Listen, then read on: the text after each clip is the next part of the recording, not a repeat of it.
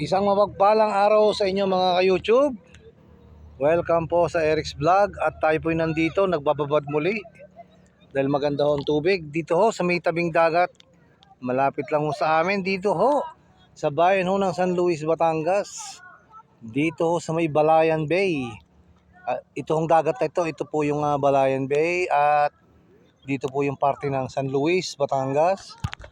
So welcome po sa Eric's Vlog at ngayong araw po na ito ay pag-usapan po natin ang may kaugnayan sa dagat. So yun nga po, lumabas po sa mga pahayagan at mga social media sa maraming website po ang tungkol po sa mga pangyayari ho dyan sa may West Philippine Sea na kung saan ang ating mga kababayang mangisda ay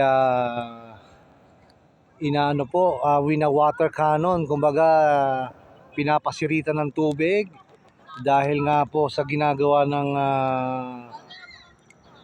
mga Chino po at dahil po ay sila'y nariyan sa West Philippine Sea na kung tutuusin po ay sako po natin yon, na ipanalo na po natin yon sa International Court po yung ating dash line, kumbaga, na sakop ng ating karagatan dito sa ating bansa, dito parte sa may West Philippine Sea.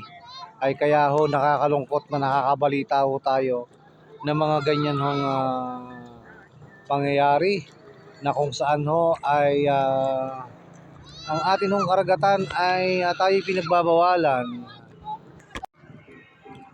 So yun nga ho, isang masaklap na nababalitaan ho natin yan, na meron pa nga ho ako napanood kay Ping Lacson ho, nung nagpunta ho dyan siya sa may Kalayaan at sa may Barangay Kalayaan sa Pag-asa, dyan ho sa nasasakupan ho ng ating bansa, ay yun mga Chino ay bibigay ng alerto ho na tayo daw ay nandoon sa kanilang alert zone, na kung tutuusin po ay atin po yun.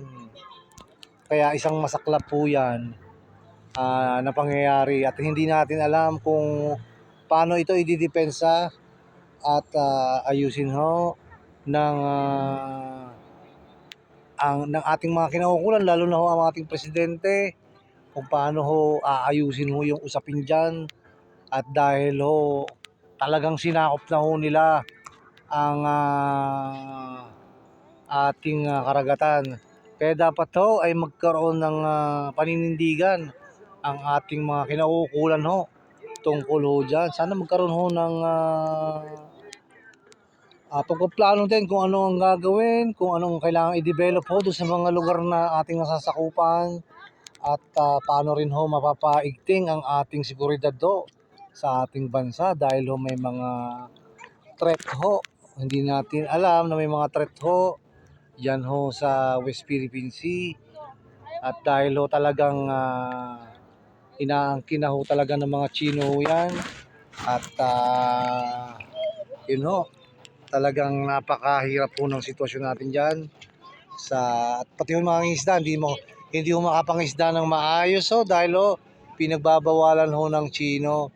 So sana meron ho tayong pagpaplano yung ating mga kinaukulan dyan, kung ano man ang kanilang magandang hakbang para po dyan sa problema ho dyan sa West Philippine Sea, ay sana naman po ay manatili pa rin ang kapayapaan dyan, at sana ay ma-resolve ho yan dahil matagal hong problema natin ho yan.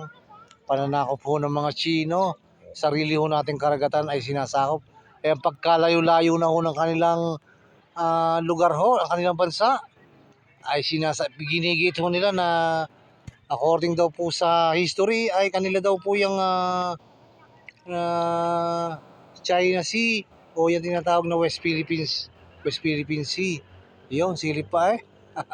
Ayun o, may sumilip po tayong may umikot ho. So yun ho, ang ano ko lang, opinion ko lang ho tungkol dyan sa West Philippine Sea ay talagang napakahirap po ng sitwasyon natin dyan.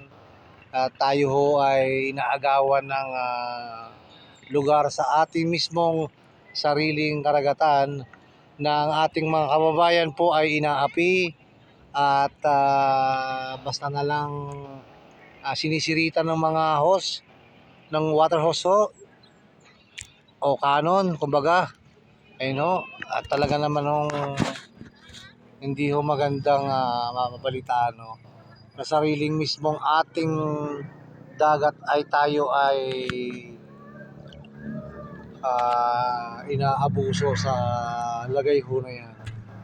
So isang mapagpalang araw sa inyo. Ingat po tayo lagi.